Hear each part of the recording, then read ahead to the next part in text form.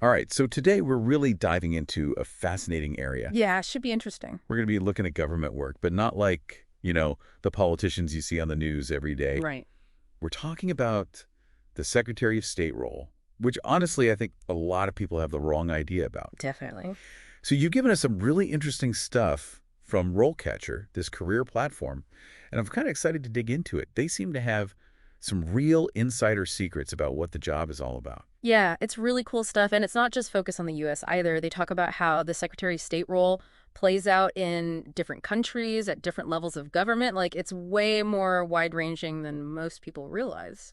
Okay, so like right off the bat, I always kind of thought of Secretary of State as mostly, I don't know, ceremonial. Like they're there for the photo ops and the big speeches. Mm-hmm.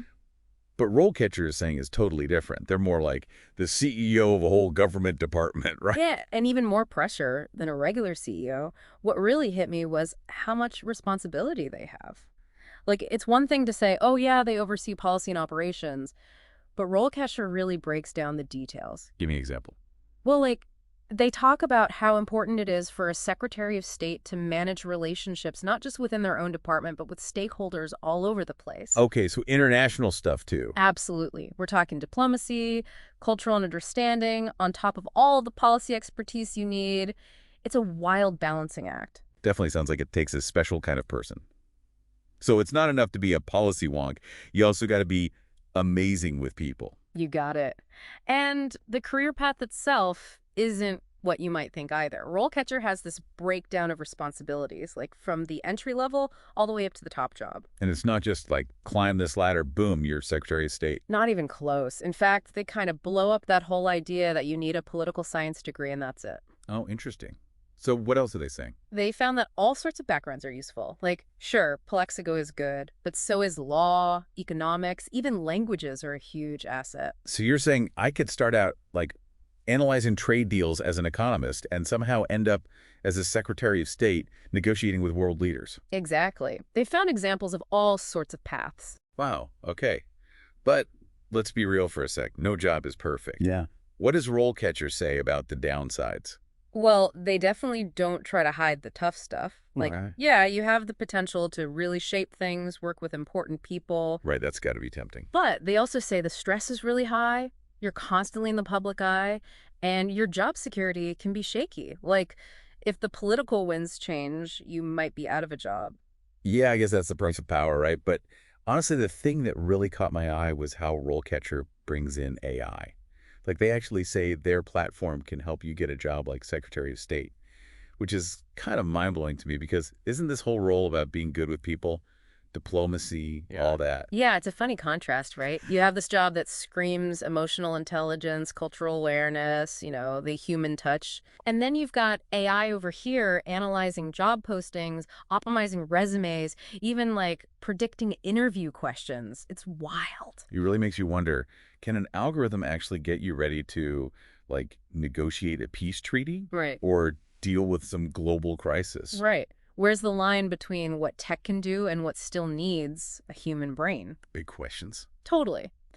And to be fair, RoleCatcher addresses that head on. Like, one thing they talk about is how their AI can look at a job description, even for a super senior role, and find these keywords. Keywords. Yeah, like the really specific stuff that might not be obvious to us, but it's what those automated hiring systems are looking for. Ah, so even government jobs are using those robot recruiters now. Oh, yeah. Big time. So RoleCatcher's saying, look, you need to speak the algorithm's language to even get noticed. Wow.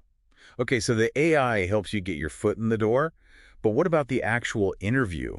Can it really help with something that intense, that high level? That's where it gets really interesting. They've got this thing where the platform can actually make custom interview questions Custom, like how? based on the exact job and your own resume. It's like having a digital practice run, but way more targeted than just, Googling common questions. So it's prepping you for the stuff that experienced diplomats would ask. That's the idea. Okay, so it's not just trying to cheat the system. It's actually making you a better candidate. Yeah, I think that's important to remember. It's not about replacing your skills, but like using the tech to highlight what you're good at, to impress both the robots and the humans. So it's like leveling the playing field, in a way. Giving people a chance who maybe don't come from, like, the right family or whatever. That's a really interesting point, and I think it shows how much things are changing, even for these really important jobs. It used to be all about who you know. Now it's, can you use tech to show off what you've got? It's a brave new world out there. But, okay, let's bring it back down to earth for a sec. Someone's listening to us, right? And they're like, cool story, but I'm not trying to work in government. What's the takeaway for them?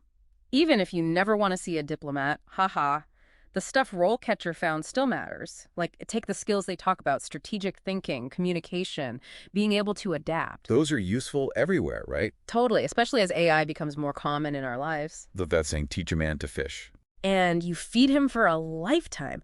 Learning this tech, it's like that, no matter what you want to do. We're all diplomats now, huh? Trying to figure out this world where there's always tech mixed in. I like that. And it really shows you got to find that balance. Like, yeah, AI can make things easier, give you insights. Right. But at the end of the day, it's still about humans connecting with each other, empathy, thinking for ourselves. That's how real change happens. Nicely put. Sounds like the future belongs to the people who get that, who use the tech, but don't forget what it means to be human. 100%. And honestly, I think that's the most important thing we've talked about today. Lots to think about. So, listeners, if this got you curious about government jobs or just AI and the future of work, go check out RoleCatcher. But no matter what, remember, your own brain plus tech used the right way, that's powerful stuff. Keep asking questions, keep learning, and we'll see you on the next deep dive.